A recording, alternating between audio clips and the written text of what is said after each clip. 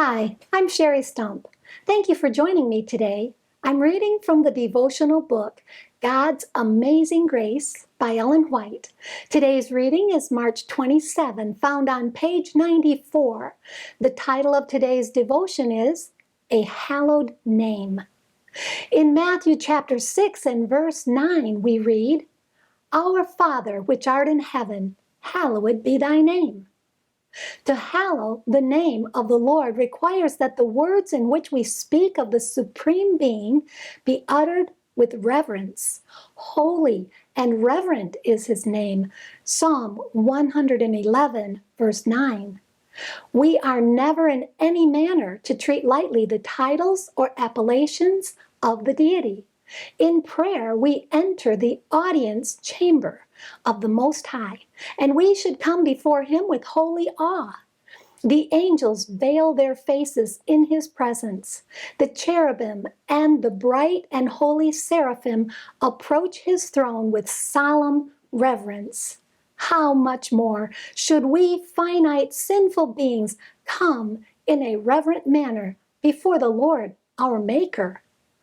But to hallow the name of the Lord means much more than this.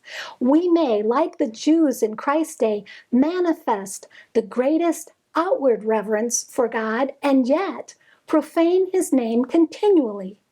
The name of the Lord is merciful and gracious, long-suffering and abundant in goodness and truth, forgiving iniquity and transgression and sin. Exodus 34, verses 5 through 7.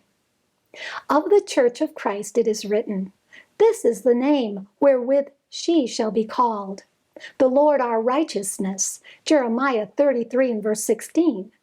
This name is put upon every follower of Christ.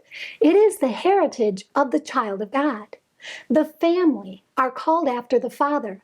The prophet Jeremiah, in the time of Israel's sore distress and tribulation, prayed, We are called by thy name, leave us not. Jeremiah 14 and verse 9.